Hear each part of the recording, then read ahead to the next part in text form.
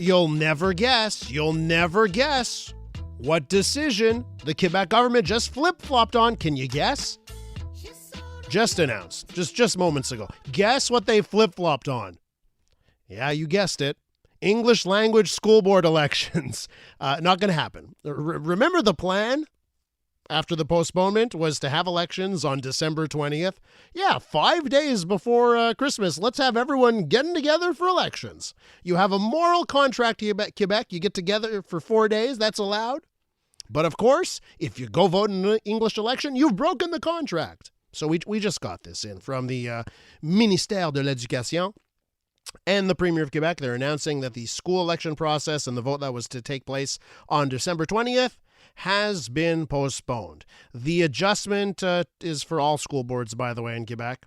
They're saying that in order to respect the moral contract, this is the language from the Quebec government, in order to respect the moral contract proposed by the Quebec Premier, the Ministère de l'Éducation is announcing that the school board elections are going to be postponed.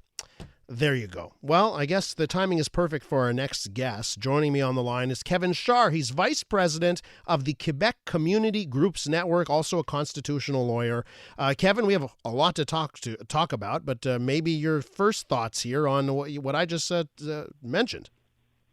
Well, thank you for having me. I'm actually floored. Really? Apart from being vice president of the QCGN, I'm also deputy chair of Appel Quebec, which was the group put together to fight Bill 40 and preserve our English language schools. And I'm also a candidate in the Western Quebec School Board. So with all the back and forth that the government's done on this issue, I'm absolutely floored, even though that we've been asking for them to postpone these elections. So behind the scenes, it has been everyone saying, hey, what are you guys doing? Why are you doing these elections? And there was no budging. What do you think changed? I think they got caught in their own back and forth. They knew very well going forward that these elections were going to happen during a pandemic. That's why they canceled them originally or postponed them originally. Then they decided that they were going to go ahead, even though the conditions regarding the pandemic had not changed. If anything, they've gotten worse.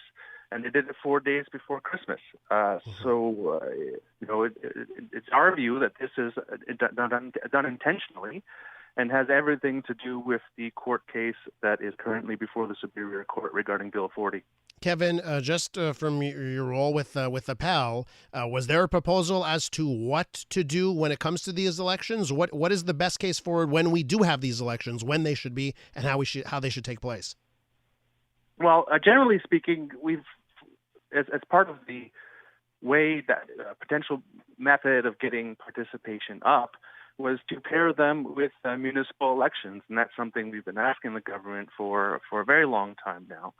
But, at least till spring in the current situation, at least till we can get past this second wave. And, parents are worried about their kids in school. They're worried about family at Christmas. We've been saying to the government for months now that this is just a bad idea. There's no necessity.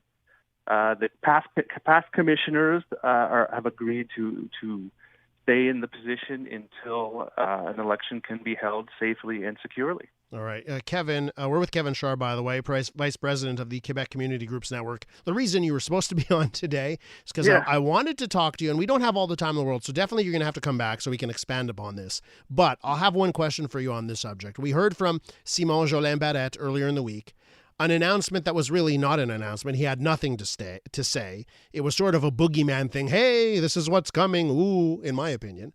But I know that lobbying is happening. So, and I will say this, the Quebec government and François Legault, I'm sure they're hearing it from language hawks that want the Quebec government to be tough on this issue. And of course, your role must be to have the other side on the other shoulder saying, hey, there's other ways we can do this. How is the Quebec Community Groups Network going to lobby over the next few months as we await this eventual decision to give the case of Anglophones? Well, you're right. The announcement was extremely vague. Right? It was more of an announcement that an announcement is coming. So it's hard to comment on what is essentially a lack of substance. Now, the minister did say that he will ensure that it respects the rights of Anglophones, and that's something that already exists in the preamble of the Charter of the French language. So we're going to expect the minister to consult the QCGN on the proposed draft bill, to consult us on what its contents are, because we got very little information about what that was during this announcement.